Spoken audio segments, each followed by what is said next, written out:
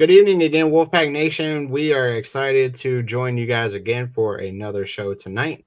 So we are going to be joined by our special guest from Sideline Sports Network NIU. Hunter is going to join us tonight to break down all of your Northern Illinois team, and he's going to let us know what we're going to be facing here on Saturday. So welcome to the show, Hunter. We appreciate you joining tonight, taking some time out. We also appreciate all of our other normal guys. Welcome back. Our Mr. Sick down there, the other Hunter. So Colby is back again tonight. So we look forward to giving you guys a full in-depth look tonight at what Northern Illinois is gonna show us on Saturday. So thanks for joining again. No, yeah, thanks. It's a pleasure. Absolutely. So we always typically start all of this with giving our keys to the game. So I'm going to let you start out with what do you think are going to be your keys to the game for Northern Illinois to win this game? The first key I think that Northern Illinois needs to do to win this game is to win the turnover battle. In both the game against Western Illinois and against Notre Dame, Northern Illinois won the turnover battle in both of those games. Against Buffalo, they lost the turnover battle, and they ended up losing in overtime 23-20. Having a good defense, and as good as our top 20 defense is, we need to continue to keep turning the ball over and forcing NC State to keep turning the ball over. In the environments that are going to happen on Saturday, with it being really windy, I'm not sure how effective the passing game and the kicking game is going to be, but definitely, forcing fumbles on running plays would definitely be the first big key of the game, while being able to also force fumbles, also relying on our offense to not give up the football. I think the second big key is going along with that, making sure to establish a running attack very early on in the game. We have Ontario Brown and Gavin Williams, our 1-2 punch, combining for over 400 yards in the season already and 2 touchdowns. Having those guys, seniors, veterans on the team, being able to lead the offense to hopefully take the pressure off of Eaton Hampton so he doesn't have to throw into the wind, to be able to keep on pushing down the field to get into the end zone in the event that the passing game and the kicking game just isn't there. As for the third key, I think it would just be the defense continuing to do what it does, and just holding NC State's offense back to limited yardage. We outgained all 3 of our opponents in each games against Western Illinois, Notre Dame, and Buffalo. If we can win the yardage game, win the turnover battle, and just, again, take the pressure off our offense so that when our defense does go out and are able to shut down NC State's offensive attack, I think it can make the game a lot more manageable. Northern Illinois isn't the team to pull away by a lot of points. We like to keep things close, winning the hard way, not winning the blow the other team out by 40 points way. Against, MAC teams, it's not really the best, as you saw with Buffalo last week. But against teams like Notre Dame, forcing them to play our style of football, when especially they aren't expecting it, is one of our best advantages and why we've been able to have success against these higher programs. Especially from the ACC, as Northern Illinois over the past 3 years have wins over Georgia Tech and Boston College. A win over North Carolina State this year, if we were to win, would be the 3rd year in a row where we've had a victory over an ACC opponent. So I think those keys, for winning the turnover battle, minimizing turnovers on offense and forcing turnovers on defense, keeping NC State's yardage down, and then establishing a running game early. I think those are the 3 keys that would lead to Northern Illinois success. Were those other 2 games that you mentioned, were those road games as well, or did you guys get those at home? The only road game was against Notre Dame. The Buffalo game and the Western Illinois game are both at home. But the 2 ACC games, did you guys have Boston College and Georgia Tech on the road? Yes, they were on the road. The game against Boston College was the first game that Tommy Castellanos appeared in. Northern Illinois was able to shut down their quarterback so bad. We were up 21-7, and then they put Tommy Castellanos in, and he actually led a comeback to tie the game to lead it into overtime, where NIU eventually won. Okay. So what do you think has been the key to your success in the running game this year? I mean, do you guys have a lot of seniors up front? Is that just something that your coaching staff's focusing a lot on this year? We do have a very experienced offensive line and a very veteran group. Another thing I just think is that Antonio Brown, he's just that guy. I mean, he was named to the Reese's Senior Bowl watch list at running back. He's our leader in all-purpose yards. He leads the team in both rushing and passing. And if you just watch his tape, you can see that he has such great awareness and following his blocks. He's not one to just run into the pile, uh, you know, full guns a blazing. He's willing to sit back and wait and let the play develop so that way he can break to the gap exactly when he needs to get the extra yards that he needs. How concerned are you guys about facing a 3-3-5 defense? I know that was something that your coaching staff was talking about this week. That was just something you guys don't see a ton in the MAC. So, how concerned on your end are you guys about trying to face that defense for the first time? I mean, it's the first time for every season. Beginning of the year, you watch film, you watch to see what other teams do, and you watch to see how other teams that our opponent plays reacts and how they adjust. Going back to the Clemson game, Clemson was able to seem to figure it out really quickly, jumping ahead to a massive lead into the first quarter. Maybe taking advantage of that and seeing, okay, what plays work, what plays do not work, and how can we incorporate that into our playbook. I think though with our team, it's just a matter. I think it's a very player-led team, so it would just be able to rely on one another, focusing and sticking to what works, and then getting up to succeed in the running game, and hoping that our offensive line is able to pick up the early blocks and also able to get downfield to allow for a continuous 3, 4, 5 yards every play on the ground. Awesome. Well, next up I got for you, give us some of the key players that we're supposedly going to be looking out for. I know you've already mentioned Brown at running back, but give us some of the other guys that are on this team that we should be focusing in on and seeing how they are going to play this Saturday. Yeah, Christian Furman definitely is one of those players on the defensive side of the ball. He has 19 total tackles and an interception on the season. He's going to be all over the field, flying around, trying to stop both the running and the passing game that NC State will throw at him. Another key player, I'm not sure how much we will utilize him depending on situations, but that would definitely be our kicker, Cannon Woodhill. He's missed a few extra points and field goals on the year, and with the wind, I'm not sure how much that will affect his kicking. However, he's definitely the type of player to where after he has a game where his accuracy is down, he's always one to have a really good game the next game. So I would definitely look at seeing how he improves from one week over the other. And then another player that you definitely have to look out for is Trayvon Rudolph. That guy is one of the fastest people, if not in the MAC, but also in the country. Teams, having him run out for sweeps or having him run out in the open field, if he gets by him, there are very few people who can catch up to him. He's a very fast runner that you can have on jet sweeps and wide receiver motions. And then he's also a player that can get by your guys downfield. So if the wind's at our backs and we can get a good deep ball on him, then it can really open up our passing game for at least 2 of the quarters. Awesome. So you got us. So, what questions do you think or do you have for this group that you want to ask the NC State group? Yeah. So what is North Carolina State's plan to take on a top 10, top 20 defense in the country? I know we were talking about a little bit earlier before the show about Grayson McCall's injury.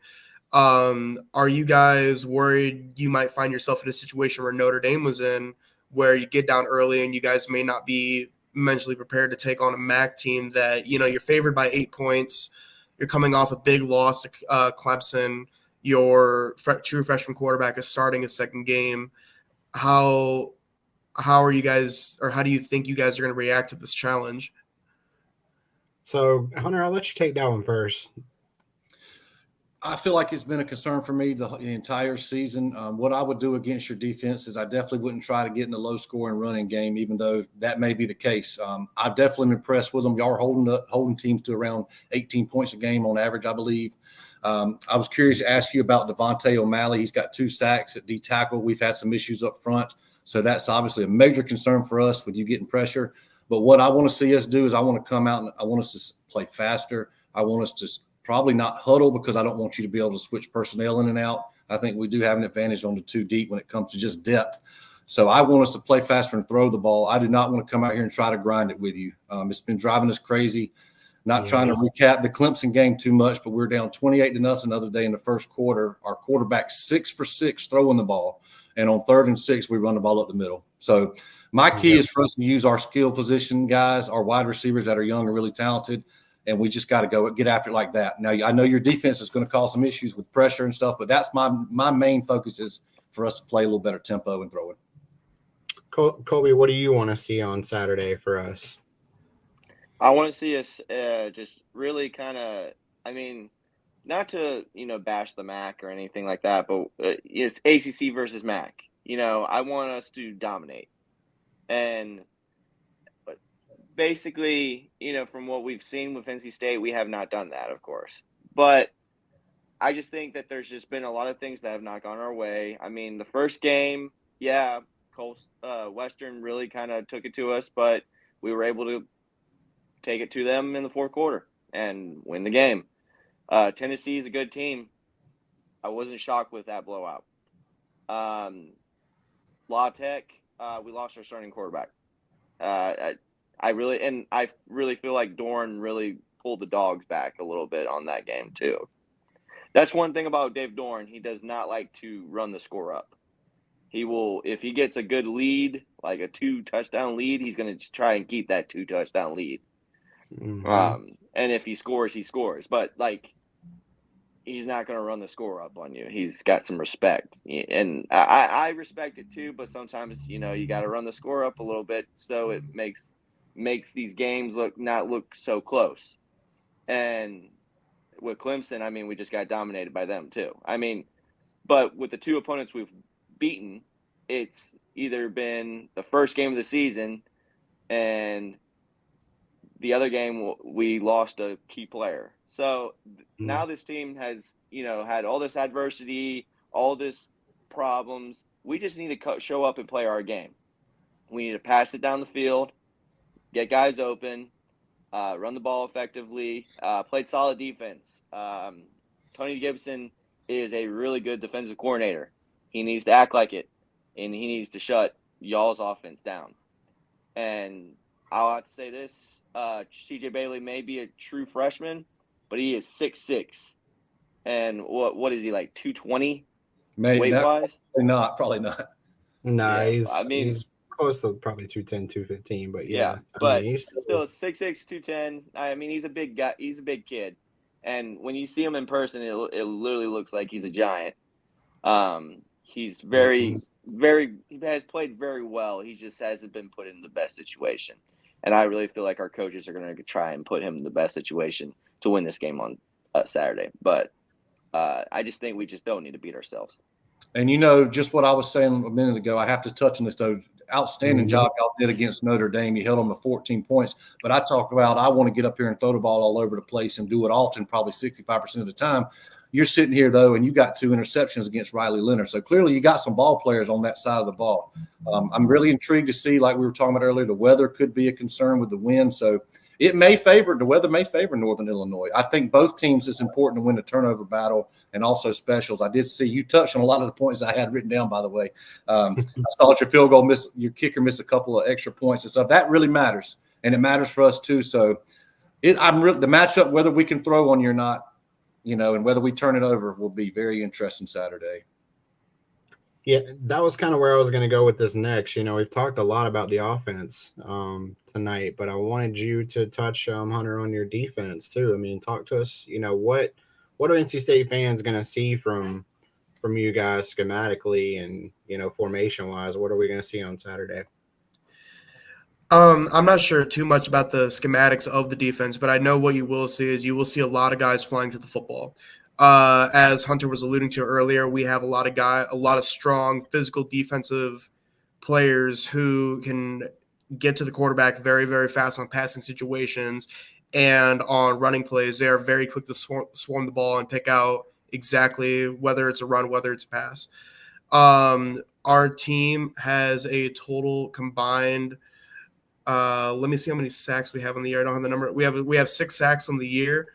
We have multiple interceptions. Yeah, Riley Leonard we picked off twice, and just a lot of pass breakups, pass beatdowns, and just a lot of quarterback pressures. And that can be attributed to our defensive line, our guys up front like O'Malley, just big physical guys that can easily break up the O line.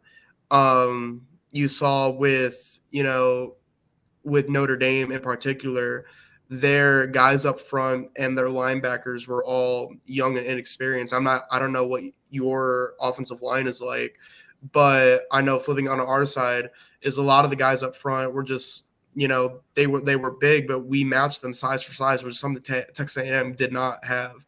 And we were able to show and push these guys back really, really far on both sides of the ball, both offense and defense.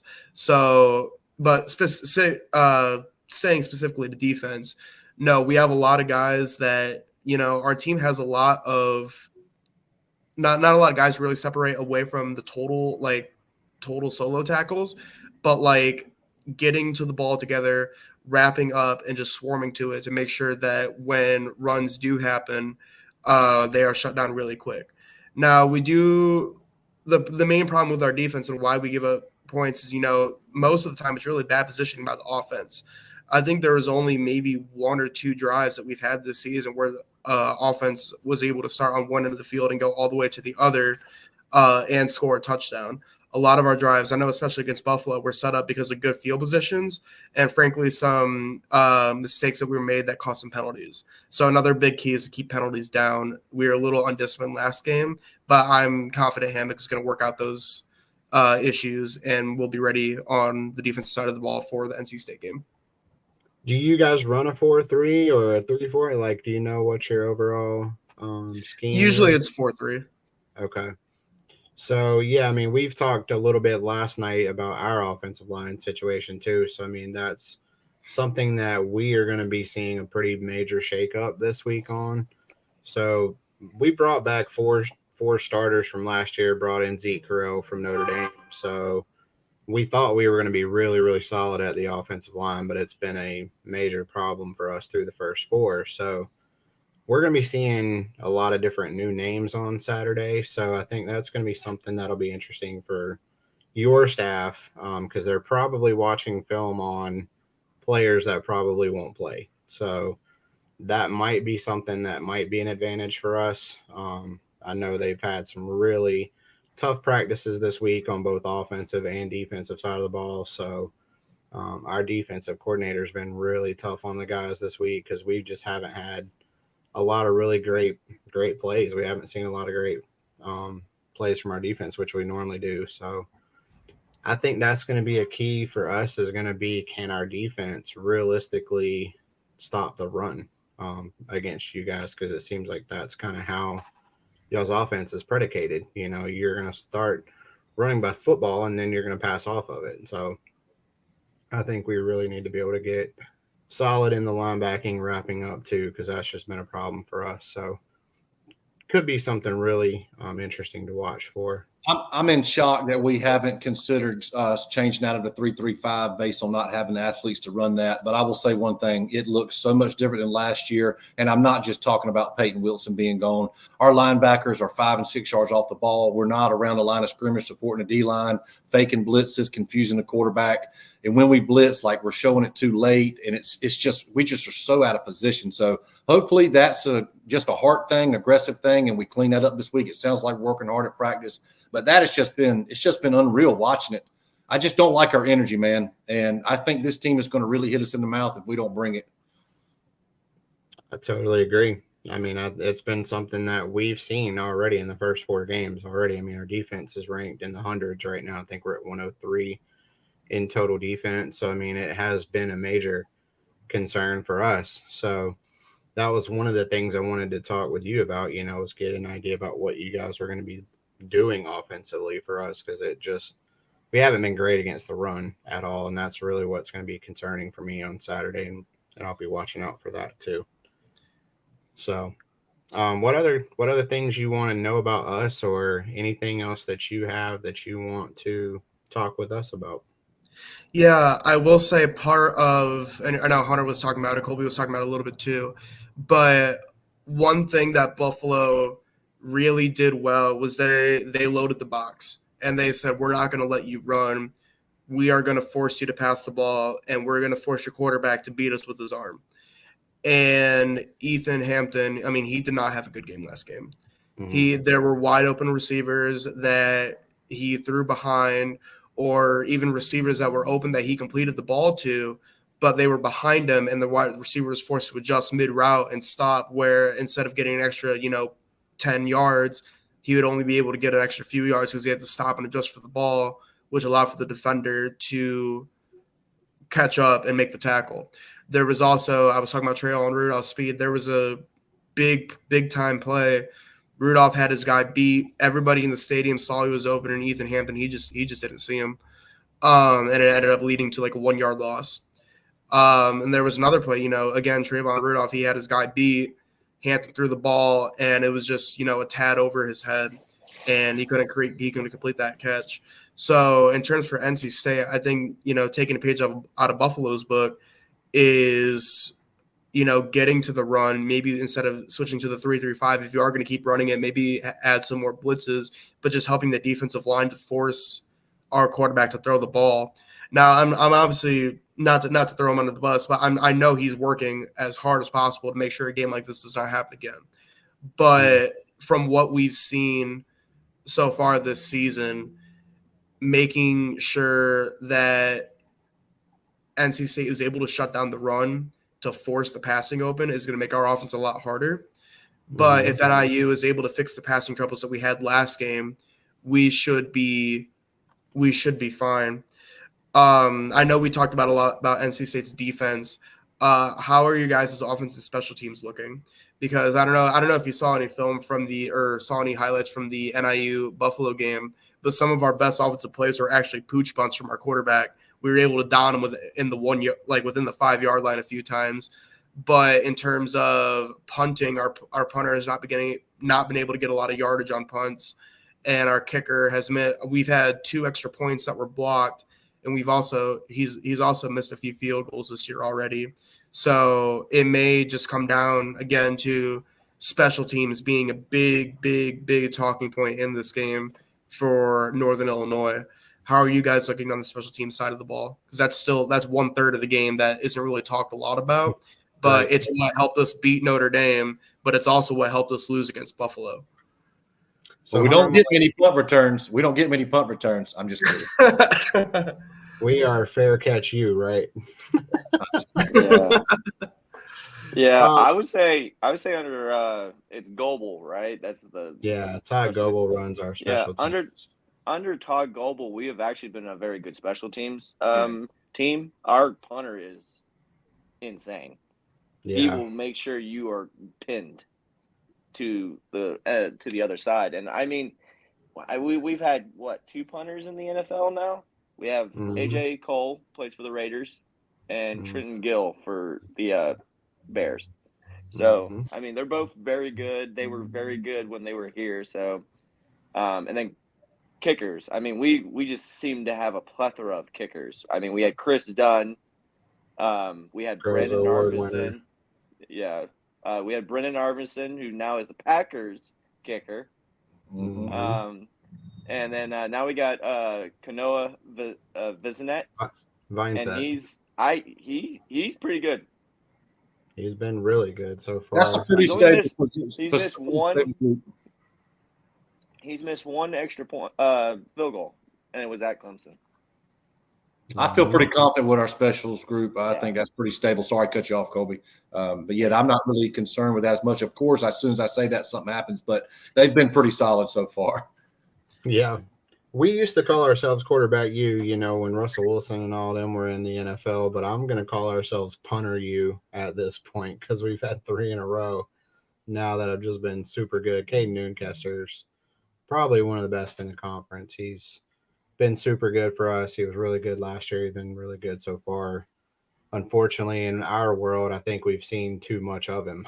That's the only thing that I think for us. But I think Todd's been one of the best special teams coaches in the country. That's just what I see from us. We're always very disciplined. We don't give up a ton of punt return yards. Don't give up a ton of touchdowns. I mean, we might give up one or two, I think, in his whole time here. So he's pretty good when it comes to that. I mean, we've never really had an issue with our defense either with Tony here, but this has been the first year that it's just been really tough to see our defense go out there and try to struggle. So hopefully that changes on Saturday. So hopefully we see a little bit more heart and energy in tackling and wrapping up on Saturday. Yeah, Goebel literally calls the field goal unit the artillery unit. So, I mean, if that tells you anything. And it might come down to it being that type of game. I mean, you know, the weather's not going to be great.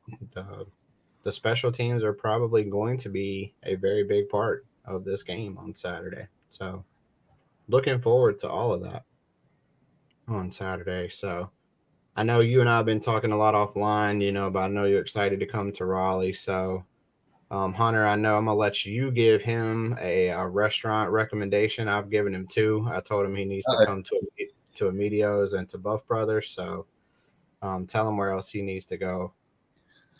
Well, if you really want to get a taste of being right across from the campus, that's a very historic place where they made a 30 for 30 on 83. You could always check out Players Retreat. They got good stuff too.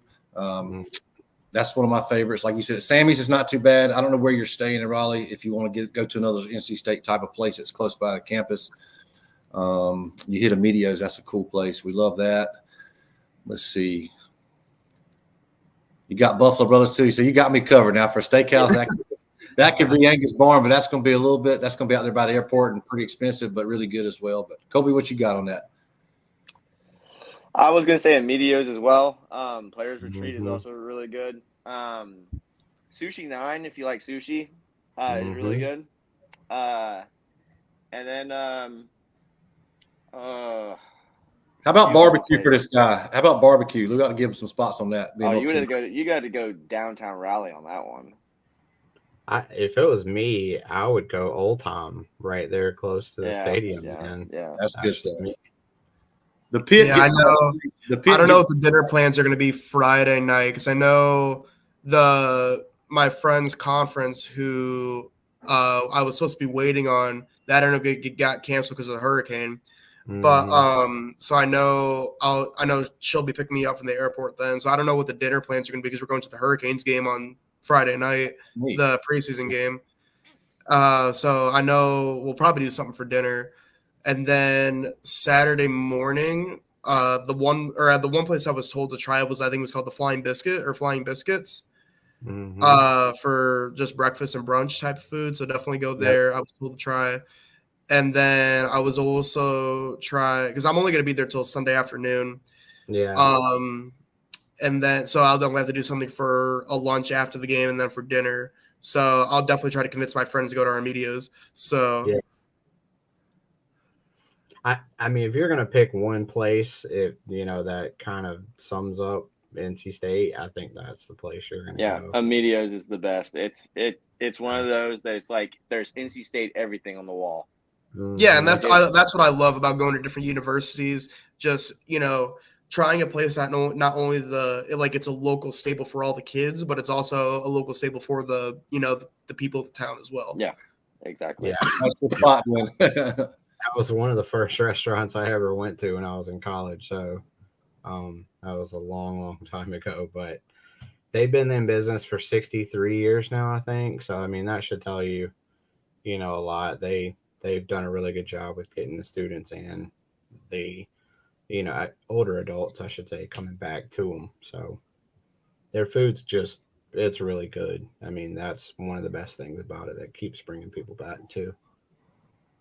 So we're looking forward to having you here, though. I mean, if you, Colby and I'm going to try to get with Colby before the game on Saturday because I'll be in the press box on Saturday. So hopefully I'll be able to stop by Colby's tailgate. So hopefully we'll be able to come meet up with you guys. I hope you enjoy the time here in Raleigh as well. Is this going to be your first time?